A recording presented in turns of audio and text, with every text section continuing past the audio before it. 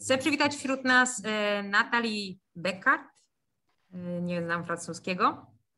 Jest podsekretarzem Synodu Biskupów, jest pierwszą kobietą z prawem głosu na synodzie. Pochodzi z Francji, należy do bezhabitowego zgromadzenia sióstr Ksawerianek. Z wykształcenia jest teolożką, filozofką, a także specjalistką w zagadnieniu synodalności. Zaangażowana w pracę na rzecz młodzieży i powołań. Przez 10 lat we Francji kierowała pracami Krajowego Biura do spraw ewangelizacji młodzieży i do spraw powołań przy Konferencji Episkopatu Francji. Stąd się zna z naszymi siostrami, stąd mieliśmy z nią taki bliższy kontakt. I od 2019 do 2021 była konsultantką Sekretariatu Generalnego Synodu Biskupów, a od 6 lutego 2021 roku papież Franciszek mianował ją właśnie podsekretarzem Synodu Biskupów. Dużo tytułów. Czyniąc ją pierwszą kobietą właśnie z prawem głosu na synodzie. Bienvenida, welcome Natalie, and we can start. Oui, merci beaucoup. Je suis désolée de ne pas parler polonais, mais je suis très heureuse de vous retrouver et d'être connectée avec la Pologne, où j'ai eu la chance d'aller plusieurs fois pour préparer les JMJ de Cracovie. Voilà, donc on va vivre ce temps ensemble et je laisse la traduction. Voilà, j'ai eu la chance de vivre le synode des évêques sur les jeunes, à la fois toute la préparation en France et puis au niveau européen, et puis le synode à Rome, un mois avec les évêques. On m'a demandé de parler de mon expérience et je peux dire que jamais j'aurais imaginé que ça soit une expérience aussi profonde, aussi marquante, qui m'a donné beaucoup de joie. Avec la synodalité et au synode des évêques, j'ai vécu l'Église comme on la rêve. L'Église synodale, l'Église comme beaucoup la rêvent aujourd'hui, c'est d'abord une Église de l'écoute, une expérience de s'écouter les uns les autres en écoutant l'Esprit Saint. Ce qui m'a marqué au synode des jeunes, c'est que dans la voix de la plupart des évêques qui prenaient la parole en assemblée à Rome, j'entendais la voix des jeunes avec qui j'avais marché pendant 30 ans. L'image qui nous est venue pour parler de l'expérience du synode, de la synodalité, c'est Jésus à Emmaüs qui rejoint les disciples sur la route, qui marche avec eux et qui les écoute. L'Église synodale, c'est une expérience de l'écoute, c'est commencer par l'écoute. Alors, je vais commencer par l'écoute avec vous. Quand on dit le mot synodalité, quelle image ou quel mot vous vient à l'esprit? C'est important pour moi de vous écouter au point où vous en êtes. Quand vous pensez à synodalité, quel mot ou quelle image vous avez? Si vous pouvez l'écrire dans le chat, en polonais, en anglais, en français, comme vous voulez, et la traductrice va lire le mot, un seul mot, une image que vous écrivez dans le chat. Donc, la parole est à vous pour que nous puissions nous écouter.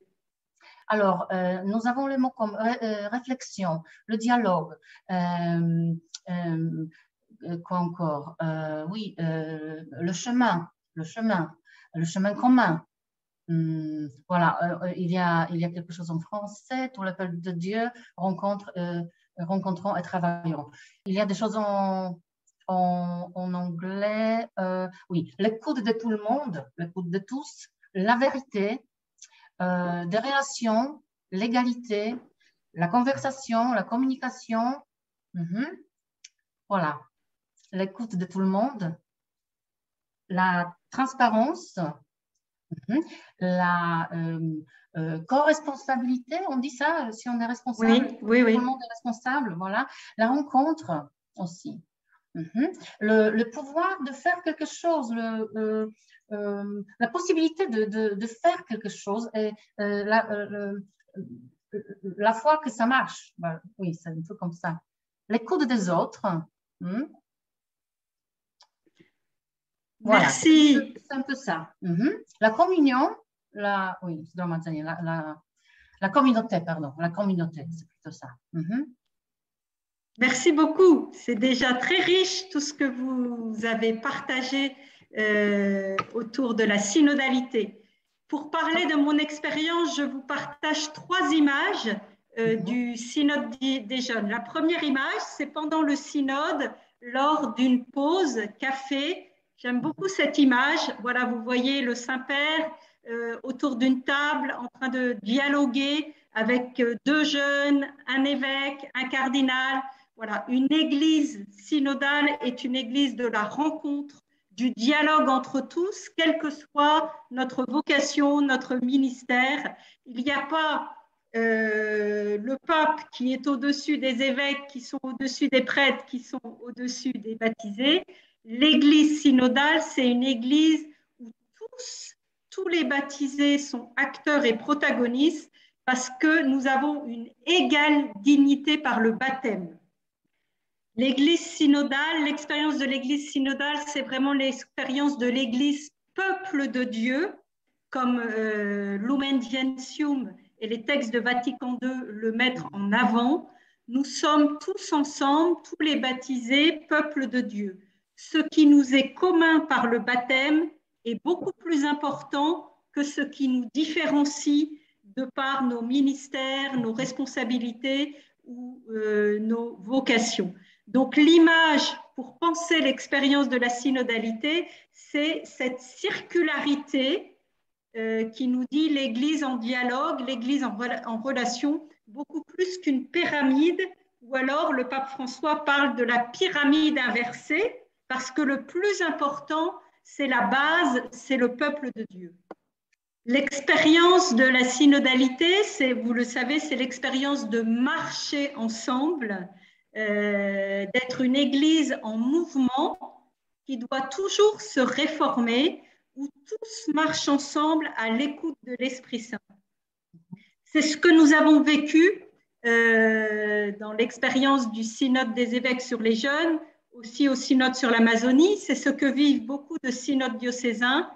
Et à la fin du synode, un synode commence toujours par une célébration eucharistique et termine par une célébration eucharistique. Ça a été très marquant. Nous sommes tous entrés en procession dans la basilique Saint-Pierre parce que ce que nous avions vécu pendant 1 mois, c'était vraiment d'être frères et sœurs ensemble, pèlerins qui marchent guidés par l'Esprit Saint. Et du coup, ça a été signifiant que nous entrions tous en procession pour la messe de clôture du synode. Voilà, cette image de la marche ensemble, ça correspondait vraiment à notre expérience. Voilà, pour accompagner cette image, je voudrais, vous l'avez peut-être déjà vu, vous présenter le logo du synode qui dit bien ce grand souffle de l'Esprit Saint, voilà, qui pousse en avant, parce qu'une église synodale, la vision de la synodalité, la vision de l'église synodale, c'est vraiment l'église communion, mais non pas dans une communion statique, mais une vision dynamique, c'est-à-dire une communion qui se reçoit, qui continue à se faire, une communion qui n'est pas l'uniformité avec tout le monde de la même couleur, tout le monde de la même taille. Vous voyez sur le logo, on voit bien la diversité du peuple de Dieu avec ses différentes couleurs.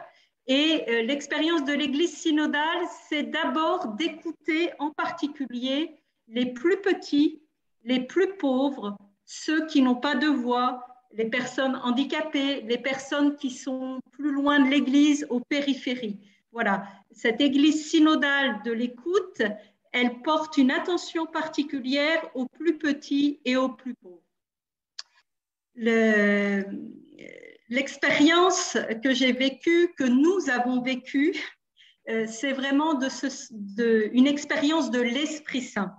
Et la synodalité, c'est un processus spirituel. C'est un des enjeux majeurs pour le processus synodal, de le vivre vraiment non pas comme un débat politique, ou comme un débat dans d'autres organisations. Dans l'Église, la synodalité, ce style de l'écoute, du dialogue, se vit vraiment comme enraciné dans la prière. La première écoute, c'est l'écoute de la parole de Dieu. Et c'est très important que la synodalité, voilà, c'est le style du discernement de l'Esprit Saint. Et ce que nous avons vécu, l'image aussi pour parler de la synodalité, de l'expérience synodale, c'est une nouvelle Pentecôte. Une nouvelle Pentecôte. Je vous partage une troisième image pour évoquer l'expérience de la synodalité. C'est une image que le pape François a reprise dans Christus Vivit, l'exhortation post-synodale après le synode des jeunes. L'image du bateau, de la barque, du canoë. Voilà, être ensemble dans le même canoë. Pour illustrer cette image, au synode, l'un des jeunes auditeurs qui venait des îles Samoa, de l'Océanie, a dit que l'Église est une pirogue sur laquelle les vieux aident à maintenir la direction en interprétant la position des étoiles et les jeunes rament avec force en imaginant ce qui les attend. Voilà. L'Église synodale, c'est l'Église qui est comme cette pirogue. Nous sommes tous ensemble sur la même pirogue, les jeunes et les vieux, les hommes et les femmes, les prêtres, les laïcs, les religieux, les religieuses. Voilà, c'est être ensemble en se laissant guider par l'Esprit Saint sur la même barque. Voilà, il y a aussi d'autres images qui évoquent la synodalité.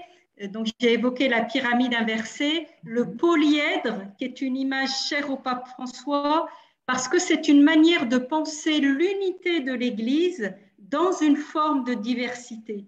Hein, les mots-clés de la synodalité, communion, participation, mission, mais une communion qui est vraiment comme une mosaïque de couleurs différentes, une manière de penser la communion qui n'écrase pas les diversités, mais qui les met en lien. Et c'est un grand défi pour nos sociétés et pour l'Église aujourd'hui.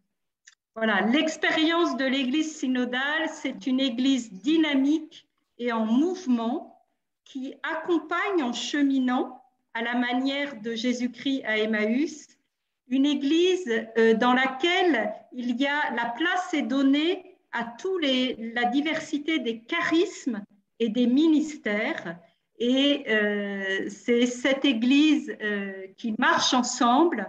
Elle marche sur un chemin de conversion personnelle et communautaire. Voilà. Et dernière image, pour exprimer ce qu'est les synodalités, c'est un jeune qui a partagé cette image après son expérience du synode. Il a dit, la synodalité, l'expérience synodale, c'est comme une danse ensemble. Voilà, c'est danser ensemble à l'écoute de l'Esprit Saint. Donc, une église synodale, c'est une église où tous sont disciples missionnaires. La synodalité est toujours missionnaire. Ce n'est pas d'abord une manière de penser l'organisation interne de l'église. Ce qu'ont bien montré les derniers synodes, c'est que la synodalité est la manière de transmettre la foi aujourd'hui et d'être l'église dans le contexte historique dans lequel nous sommes. Disciples missionnaires, tous sont disciples missionnaires, tous les baptisés sont disciples missionnaires. Voilà, je vous donne pour terminer un exemple de synodalité dans un diocèse qui a vécu un synode. C'est un diocèse en France, parce qu'en France, beaucoup de diocèses ont vécu de synode. Voilà comment ils ont défini la synodalité après leur synode diocésain. La synodalité, allez-y. Donc, la synodalité, c'est une manière permanente de marcher ensemble en Église, en sorte que personne ne puisse prendre seul une décision sans avoir consulté les personnes et les instances auxquelles il est associé. Donc ce diocèse, pour mettre en œuvre la synodalité, invite tous les responsables, en particulier les curés, ceux qui ont une mission de responsabilité, les pasteurs, à ne pas décider tout seuls, mais à consulter, écouter d'abord le peuple. Voilà, je vais conclure. Je voulais juste un résumé de l'expérience de la synodalité pour qu'après on puisse avoir le temps de questions. Parfois, je dis en une phrase, la synodalité, c'est passer du je, J-E, au nous, N-O-U-S. Donc, c'est une manière de se penser d'abord comme une communauté, une communauté en communion qui est missionnaire, où ceux qui ont une mission spécifique, les prêtres, les évêques, ne sont pas extérieurs à la communauté, mais ils sont à l'intérieur de la communauté, ils font partie du peuple de Dieu. Voilà, c'est une église relationnelle où on est tous dans ce nous ecclésial. Voilà, et vraiment le dernier mot, la vision de l'église synodale, qui est un appel de Dieu pour l'église du 3e millénaire, qui est une manière de retrouver ce qu'était l'église à l'origine, puisqu'à l'origine, le gouvernement de l'église était collégial et synodal. Aujourd'hui, la manière de voir l'église comme dans cette dynamique de synodalité, c'est une vision qui va nous permettre de sortir de l'église cléricale qui a conduit aux abus, à toutes sortes d'abus. J'évoque ça parce que je sais que c'est aussi dans beaucoup de pays une question importante. Pytania do Natalii, pytania, proszę bardzo. Dziękujemy. W naszej dyskusji wielokrotnie pojawiała się wątpliwość, czy biskupi i księża zechcą nas usłyszeć, to znaczy, czy zechcą usłyszeć głos świeckich. I to nie jest oczywiście, to nie są wątpliwości teoretyczne, ale one mocno jakoś są zakorzenione w polskich doświadczeniach. Chcę zapytać siostrę Natalii, w jaki sposób przekonać do tego, aby księża i biskupi nas słuchali i co robić, jeśli będziemy się czuli nadal niesłuchani. Merci. C'est une question importante que vous posez. La difficulté de la synodalité, de ce chemin qui est proposé, c'est un chemin ouvert et c'est un appel à changer. Donc, ça fait peur. Voilà. Et c'est normal. Ça peut faire peur à des évêques et à des prêtres. Donc, toute la perspective, ce qu'on voit, ce qui est le défi de la synodalité, c'est que c'est un apprentissage par l'expérience. Faire des webinaires, parler de synodalité, c'est important, mais ça ne suffit pas. Donc, le grand enjeu, et c'est ce que propose ce prochain synode, c'est de permettre à tout le peuple de Dieu, mais aussi aux évêques et aux prêtres, de faire l'expérience de la synodalité. Et quand on en fait l'expérience, on voit que cela donne de la joie, de l'élan, que ça a beaucoup d'impact positif. Donc, il faut trouver comment proposer ces expériences de synodalité. Et l'enjeu pour les pasteurs, les évêques et les prêtres, c'est de leur faire découvrir que leur rôle ne va pas changer. Il y a besoin, et l'Église est structurée avec ce ministère de prêtres, de pasteurs, d'évêques. Mais dans la synodalité, ils sont appelés à exercer leur ministère d'une autre manière. Une responsabilité qui est une manière d'exercer le ministère qui est d'abord par l'écoute. Et s'ils font cela, ils auront un impact bien plus grand. Donc l'enjeu, c'est vraiment de faire découvrir la richesse finalement et le fait qu'on est beaucoup plus une église évangélique qui répond aux défis missionnaires de ce temps si on travaille en équipe et on discerne avec d'autres. Parce que personne tout seul n'a on prend toujours c'est toujours meilleur de prendre des décisions avec d'autres. Ça ne veut pas dire qu'on ne va pas avoir l'évêque qui, à la fin, est le responsable de la décision. Pada pytanie o dobre praktyki innych kościołów. Czy kościół w Polsce jest gdzieś na początku drogi synodalnej, ale to kościoły, które już są na tej drodze zaawansowane, między innymi kościół niemiecki, między innymi kościoły Ameryki Łacińskiej i Karaibów. Zresztą te przykłady pojawiają się w dokumencie Vademecum synodalnym. Oui, ce qui est intéressant, comme cela a été dit, une église synodale est une église où chacun a à apprendre des autres. Voilà. Donc c'est aussi une église où chaque église apprend des autres églises. Il se trouve que l'Amérique latine a déjà une longue expérience de travail ensemble au niveau des évêques d'Amérique latine. Et actuellement, dans les conférences épiscopales et au niveau de toute l'Amérique latine, ils sont en train de faire une assemblée ecclésiale d'Amérique latine pour repenser toute leur structure en clé synodale. Chciałem jeszcze dopytać o to. Chcę o to dopytać, ponieważ na przykład w dokumentach synodalnych mowa jest też o niemieckiej drodze synodalnej. W Polsce biskupi często podają tę drogę jako ostrzeżenie katolikom zaangażowanym. Powstaje pewnego rodzaju konfuzja.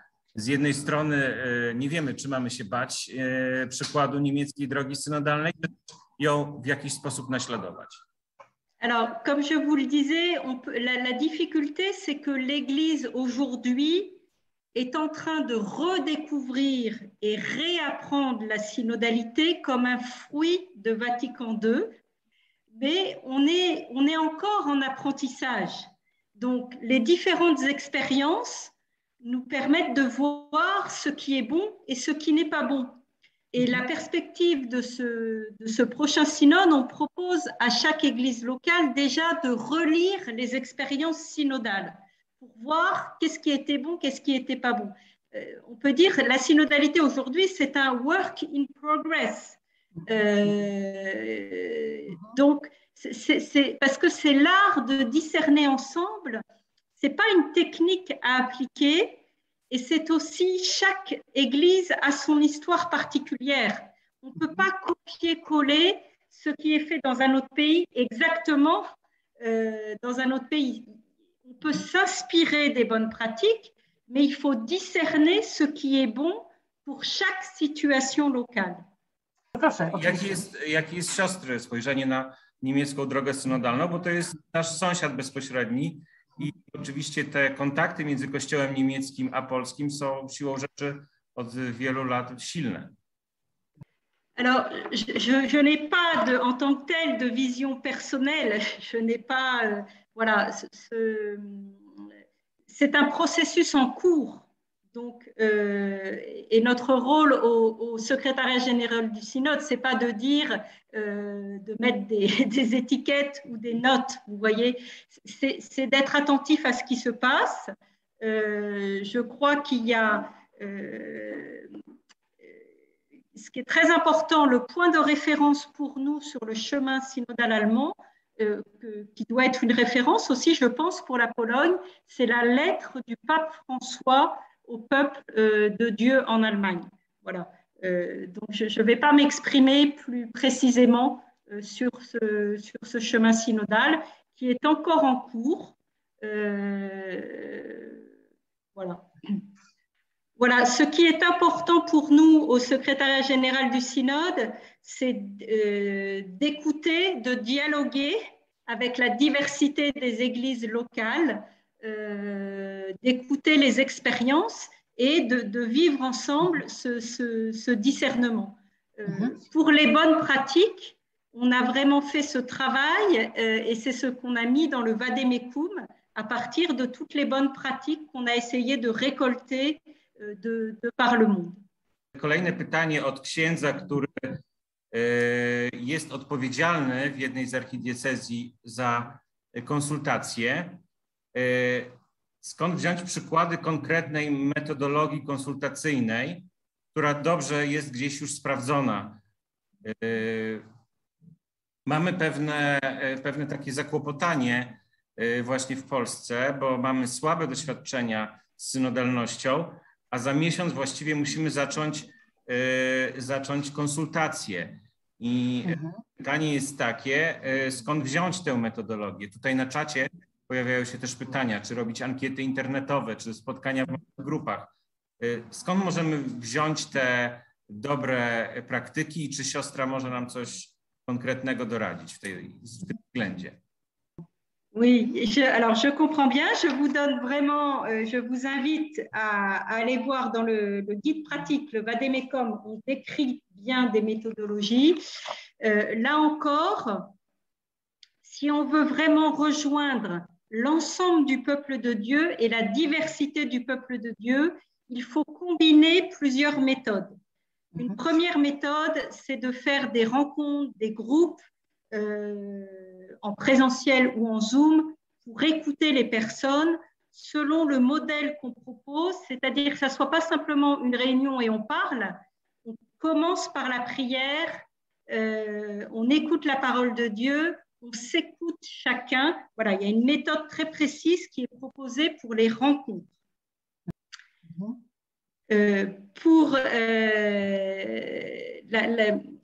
Il nous semble que c'est important de proposer une diversité de manières d'écouter et de consulter. Donc, les rencontres, comme j'ai décrit, on peut aussi faire des enquêtes.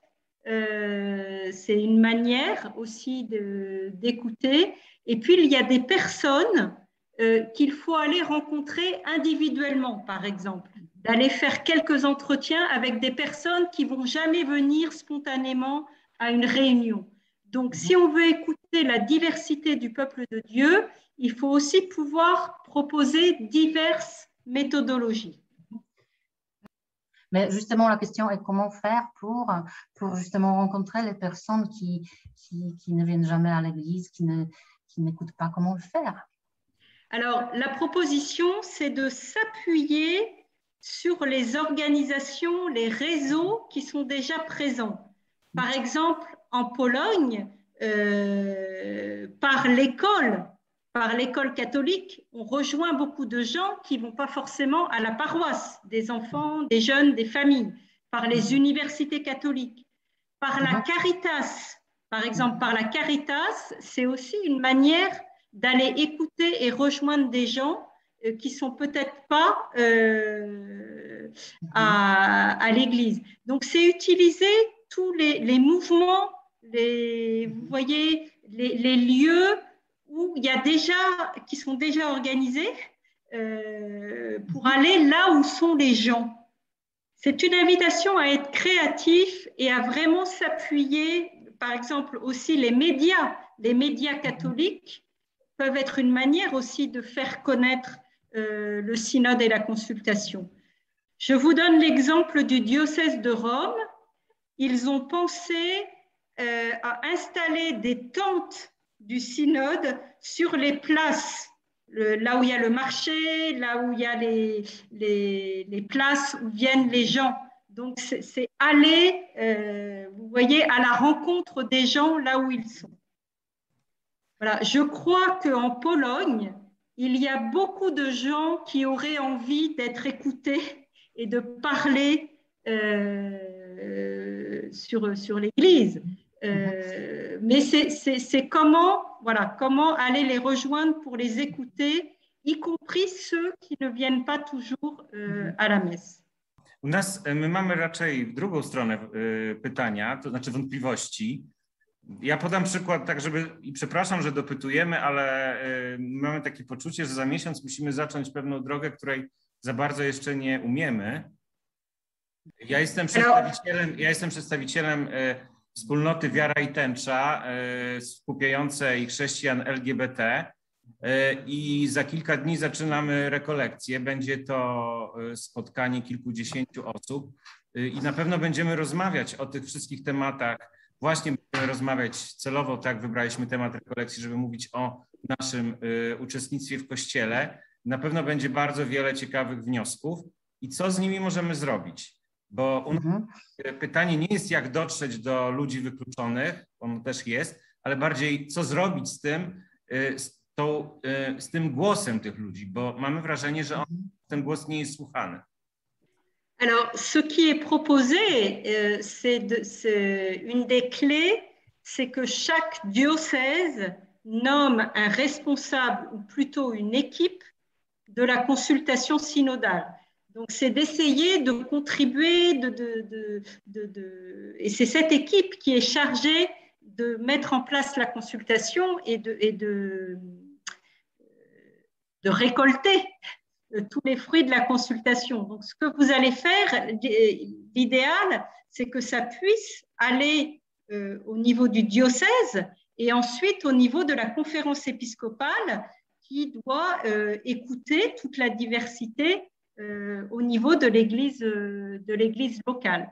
Donc, c'est de trouver les moyens d'être en dialogue et d'apporter sa contribution au niveau du diocèse et ensuite au niveau de la conférence épiscopale. Je voudrais juste dire, puisqu'on approche de la fin, c'est faire confiance que l'Esprit Saint il a déjà soufflé dans l'Église l'esprit de la synodalité et il va continuer. Ça ne va pas se faire en un jour, c'est un long processus, mais tout ce que vous pourrez faire pour prendre part à ce chemin synodal va aider à faire un pas de plus. Peut-être que dans un diocèse, ça sera un grand pas, peut-être qu'ailleurs, ça sera un plus petit pas, mais les choses, elles changent parce que les uns et les autres commencent à changer. Voilà. Et faire confiance que les choses vont continuer à bouger. Voilà. Et nous, sachez qu'au niveau du secrétariat général du synode, on fait là en ce moment des rencontres avec toutes les conférences épiscopales pour aussi les aider, les accompagner, les guider. Donc, on fait le travail aussi auprès de vos évêques. Ja taka informacja dla osób na sali, że za chwilę przekażemy głos. My staramy się ogarniać pytania z czatu i to, co ja zadaję, to są też jakby próbuję łączyć te pytania, które dostajemy na czacie. Więc ostatnie pytanie takie moje i za chwilę przekażemy głos osobom uczestniczącym. A pytanie jest o rolę kobiet na synodzie. W dokumentach synodalnych jest mowa o tym, że jakby kobiety mają być jedną z tych grup szczególnie wysłuchanych. Z drugiej strony zaniepokoiło nas to, że podczas konferencji prasowej w Watykanie na pytanie, czy kobiety będą miały głos na synodzie, czy prawo głosu na synodzie, kardynał jakby uciekł trochę od odpowiedzi. I w związku z tym chcielibyśmy dopytać, bo jakby sama nominacja dla siostry jest takim znakiem, że takie odebraliśmy, że jakby głos kobiet ma być bardziej słyszalny. No i właśnie czy za tą symboliczną nominacją pójdą jakieś konkrety, zdaniem się? Alors, on ne cesse de faire passer le message et c'est écrit dans le document préparatoire. On compte sur vous, j'espère que la Pologne va pouvoir faire la traduction et diffuser largement ce document préparatoire et vous verrez que le message est très clair. Il faut écouter en particulier les femmes et les jeunes. Donc nous, on ne cesse de faire... Les femmes font partie du peuple de Dieu, elles doivent être écoutées, elles doivent s'impliquer, elles doivent faire partie des équipes en responsabilité pour le synode. Donc on espère vraiment que ça va pouvoir se faire, pas seulement à Rome, où je fais l'expérience qu'il y a plus de place et plus de responsabilités pour les femmes, mais aussi sur le terrain, dans les églises. C'est déjà le cas dans beaucoup de pays, mais il y a d'autres pays où les femmes ne sont pas encore suffisamment écoutées et mises en responsabilité. Ça a été dit très clairement dans les derniers synodes, dans aussi les derniers documents après le synode du pape François.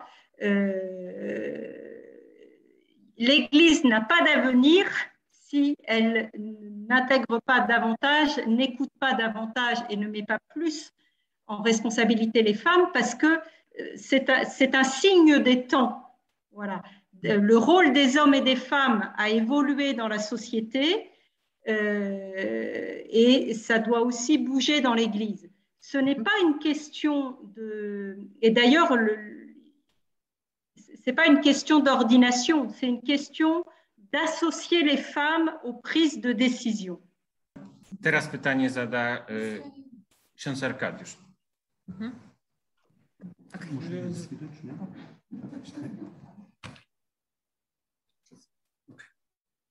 Chciałbym bardzo podziękować wpierw za to wprowadzenie w synodalność, która oczywiście jest, myślę, że nam wszystkim tutaj bardzo bliska. Przyznam szczerze, że wciąż noszę w sercu gdzieś takie moje też prywatne, wewnętrzne pytanie. Ono bierze się oczywiście z rozmów z wieloma osobami, dla których Kościół był, a czasami jeszcze nadal jest jakoś ważny. Mówię tutaj w takim znaczeniu, że dla wielu był ważny, ponieważ jesteśmy na takim etapie chyba w Polsce, że coraz więcej osób od Kościoła się odwraca. Mają świadomość, że ich głos jest niewysłuchany i bardzo często jest to głos w rzeczach istotnych, w rzeczach dotyczących Ewangelii. Kiedy mówimy o szerokich, powszechnych konsultacjach synodalnych, zależy nam na tym, aby jak najwięcej osób mogło się wypowiedzieć, również wypowiedzieć swój własny ból. Wiele z tych osób nie chce już się wypowiadać. Oni mówią, po co mam mówić, to i tak nic nie da. To jest troszeczkę taka analogia do naszego udziału w, nie wiem, wyborach powszechnych, parlamentarnych.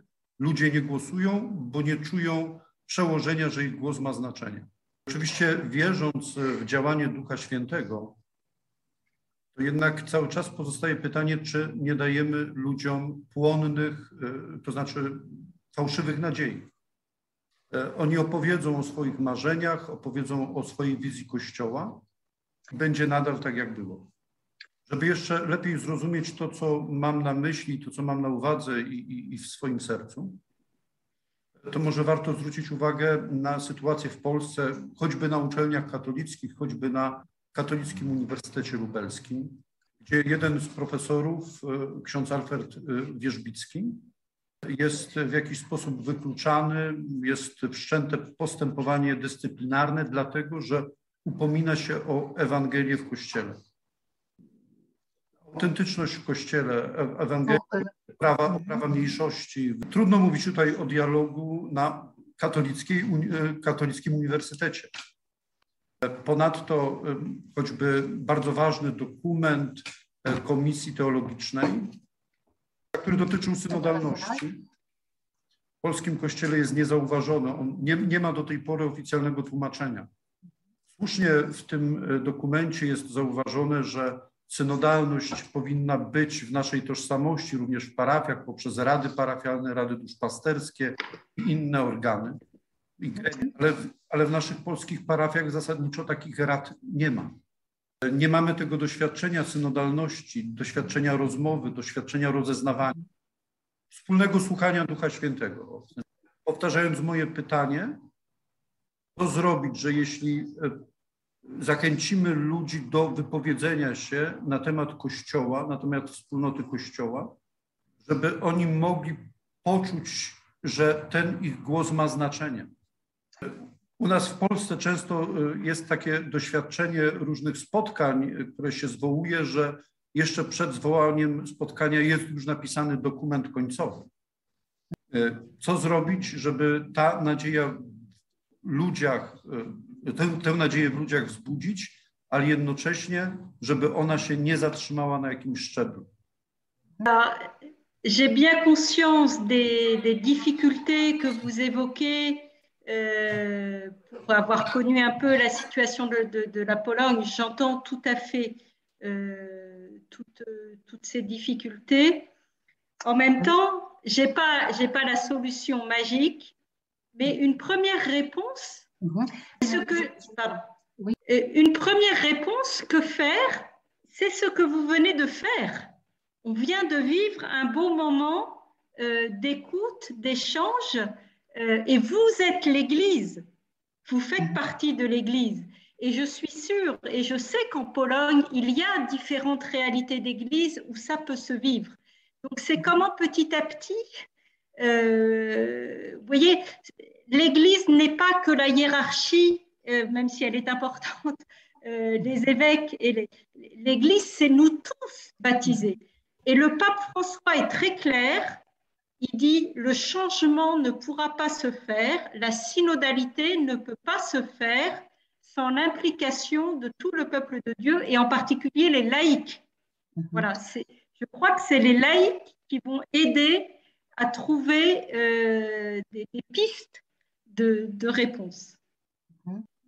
Vous savez, un de mes maîtres en ecclésiologie, qui a été un acteur très important du concile, le père Yves Congar, il dit « La réforme, le chemin de changement, c'est l'œuvre d'une génération et c'est une œuvre collective. » Donc, sachez que vous n'êtes pas seul.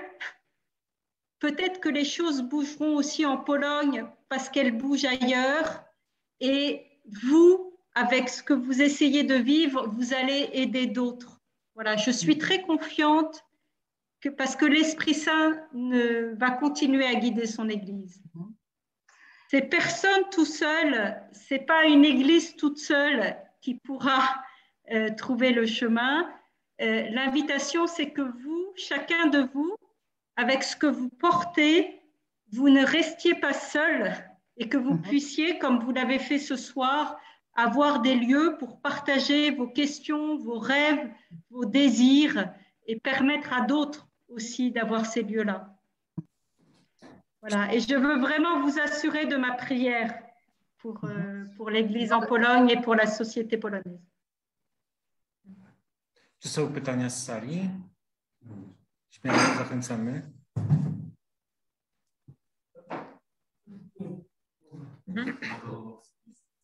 Jedno pytanie z sali.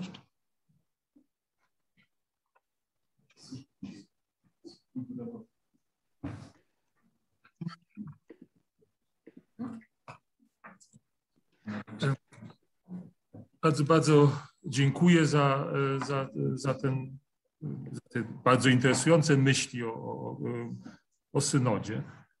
W Kościele polskim spotykamy się też z sytuacją, że na przykład do tej pory w żadnym z kościołów, w których byłem na mszach niedzielnych, nie usłyszałem ani słowa o synodzie. Synod jest właściwie tematem nieistniejącym i szczerze mówiąc jest tu pewien udział naszego kongresu, siedzącego Marcina Dzierżanowskiego, w tym, że ten problem synodu w ogóle jakoś stara się przebić do opinii publicznej. I dzieje się to właśnie przez zaangażowanie świeckich i nielicznych duchownych, którzy się angażują na przykład w taki ruch jak kongres, ale z bardzo małym udziałem Kościoła instytucjonalnego. I moje pytanie jest takie, czy Stolica Apostolska, czy właśnie sekretariat synodu ma jakiś plan, co zrobić, żeby synod stał się prawdziwym przeżyciem Kościoła, bo my go rozumiemy jako wielką szansę, ale ta szansa zostanie zmarnowana, jeżeli po prostu ludzie się o niej nie dowiedzą. A Kościół instytucjonalny nie bardzo pokazuje to, że chce zachęcić i stworzyć z tego wydarzenia prawdziwe, wspólne przeżycie w Duchu Świętym zmiany, która jest niezbędna. Oui, alors, merci. Je vais répondre. Vous voyez, nous essayons de faire le maximum. Donc, comme je vous disais, le plan, c'est de dialoguer avec toutes les conférences épiscopales et les évêques. Donc, nous, en premier lieu, on a déjà fait des rencontres, on continue pour sensibiliser les évêques, les aider à comprendre, à voir ce qu'ils peuvent faire. Donc, on travaille en particulier, pas seulement, mais au niveau des évêques. La deuxième manière, là où on travaille beaucoup aussi, c'est avec la vie consacrée, les ordres religieux. Et ils sont très nombreux en Pologne. Et je crois qu'ils peuvent être aussi des acteurs importants pour aider à faire connaître la synodalité.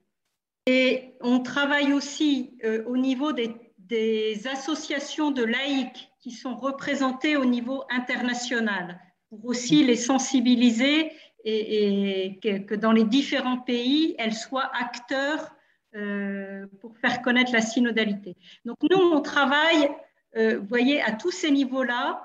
Et aussi, on est en train de préparer et de déployer une stratégie de communication pour faire connaître la synodalité. Et dernier point, aussi, on travaille avec une commission de théologie et de méthodologie. Et je crois qu'une des pistes aussi, ça serait de voir comment peut-être en Pologne, avec l'une ou l'autre faculté de théologie ou association de théologiens, on pourrait aussi faire quelque chose. Il faut agir à beaucoup de niveaux. On va continuer à chercher et discerner ensemble. On est là pour vous aider. Je vais malheureusement devoir vous quitter parce que je dois partir pour un autre rendez-vous. Donc, je suis désolée, mais je ne pensais pas que ça durerait jusqu'à 19h30. Donc, voilà, on reste en lien. W naszym imieniu bardzo, bardzo, bardzo siostrze Natalii powiem, że to było dla nas bardzo ważne spotkanie i że podzielimy się z nią też pisemnie potem refleksją z tego spotkania. Dziękuję, dziękuję. Merci beaucoup et voilà, bon courage, ne perdez pas l'espérance et continuez à rêver l'Église synodale. Bardzo dziękuję siostrze Basi za to, że skontaktowała się z Natalią, zaprosiła skutecznie i pani Katarzynie Kruszewskiej za tłumaczenie. Bardzo dziękujemy. Łącznie z zaangażowaniem emocjonalnym. Dziękujemy wszystkim za uczestnictwo i zapraszamy na stronę kongresu śledzić. Na pewno będą kolejne webinary i kolejne rzeczy związane z synodem. I na bieżąco Marcin prowadzi zakładkę, wszystkie informacje, wszystko co wychodzi w Rzymie odnośnie synodu zawsze jest aktualizowane, także zapraszamy. I jeszcze raz ponawiam prośbę, żeby przysłać maila albo odezwać się do mnie na telefon. Osoby, które być może nie są w kongresie, a które chciałyby w jakiś sposób wspomóc ten proces synodalny, żebyśmy wiedzieli jakby ile nas jest, na kogo możemy liczyć. Z kongresu biorę za oczywiste, że tak, także już nie trzeba im przypominać. Dobrze, także dziękujemy wszystkim i do zobaczenia z Panem Bogiem.